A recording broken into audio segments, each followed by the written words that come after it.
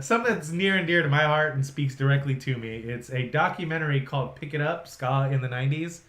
And it's a bunch of interviews with a lot of people from that scene, which made me very excited because I was super into ska. Even when it was over, for me, it's still not over. Like, I still listen to it all the time.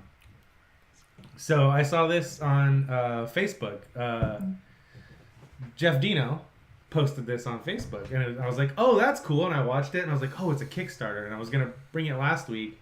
I don't know. I'm just weird about talking about Kickstarter stuff that's not funded. Like, right. Because I don't want to get my hopes up or anybody else's hopes up. Like that one game we talked about that ended up never coming out. Yeah. It was like the 7-something or other. Yeah, it was like Heavy Rain-ish, adventure game-ish. But nothing. And they're like, oh, no, don't worry. We didn't get funded, but we're still making it. And it's, 6-8 years later now. And fuck, that's nothing. right.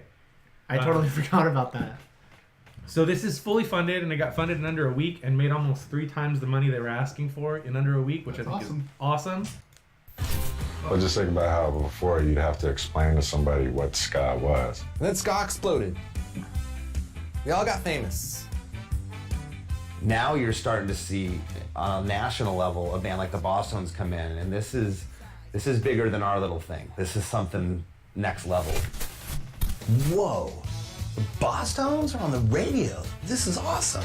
Is the radio starting to become awesome?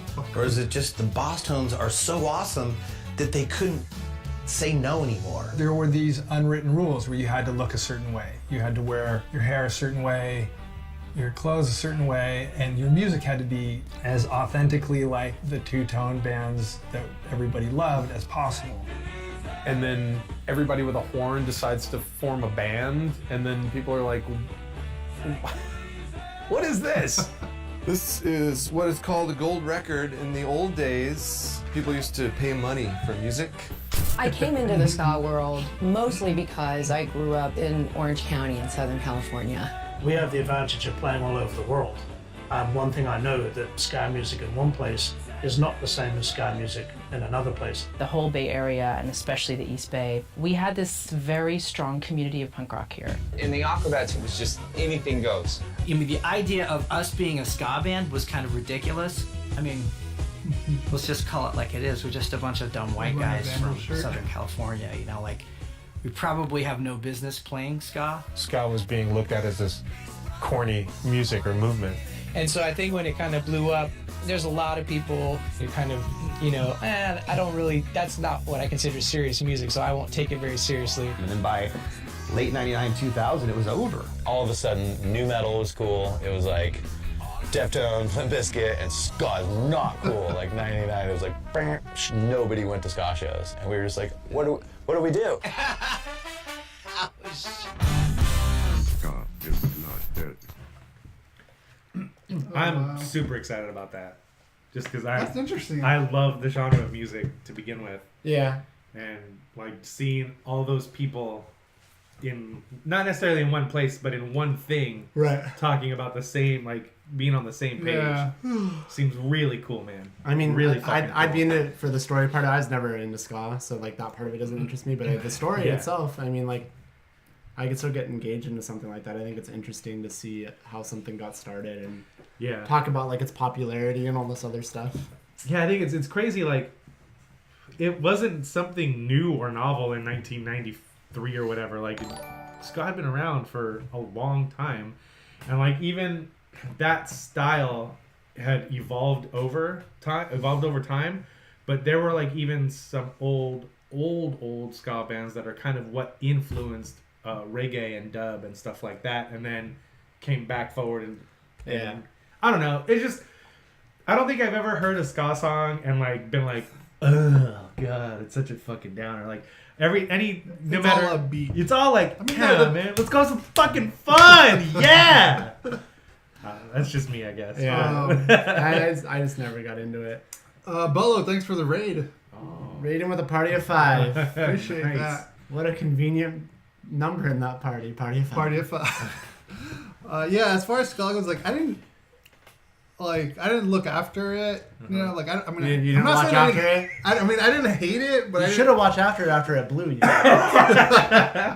I mean, I didn't hate ska, but it wasn't really my choice. Rick's like, So, I'm responsible for ska because I didn't look after it when it was a child. I'm sorry, guys. And it developed into what it I didn't developed. raise ska to be an outstanding human being.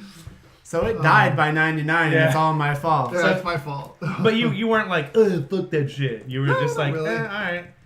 I mean, the St. Ferris. Like, I like St. Ferris. Yeah. You know, Dance Hall Crashers. Certain songs, maybe, but not like, you know, I wasn't all about it. But I knew of it. I knew Aqua, like, all these those bands that we just saw in the trailer. I'm like, I holy knew all shit. the Like, I bands, haven't They're- thought about them in a long time. Bucko 9, Pie Tasters, Yeah. you know, Aquabats. Like, it's pretty crazy. That's why I'm so in on this. I'm interested to hear their there's story. a band out there right now that's fucking killing it. And they've actually been getting radio play on K-Rock called The Interrupters that are fucking amazing.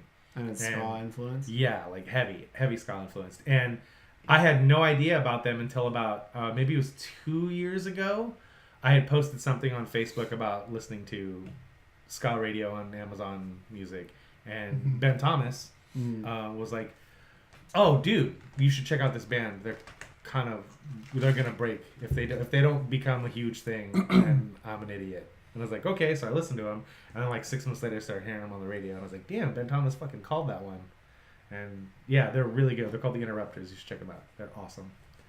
But yeah, I'm really excited about that, and I'm considering backing it just so I can get that digital copy of the movie as soon as possible and not have to scour the internet for it or the Blu-ray or whatever.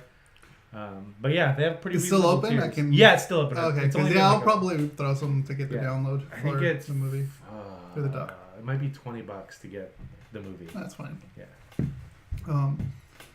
But yeah, like what was it? Monique Powell in the trailer said, like I guess Orange County had a lot of ska, which the more I thought about, like yeah, sure they did. Yeah. With the Asian Man Records. Yeah, and, rich white kids with parents that can buy them instruments, and they want to be cool in streets, so they're gonna play a type of music that nobody's really listening to. Yeah. I hope they get into that, like why it was such a big thing in that area. I'm sure they will. Yeah. I'm sure they'll dive into it. Yeah, I'm looking forward to that. Yeah. I don't know that would have been something I would have sought out, but I mean, if that was turned on, I would totally like get sucked into it and watch it. Yeah, like I said, Jeff Dino posted it, and I was like, oh, cool, man. I want to fucking see that. I'll bring that to the show.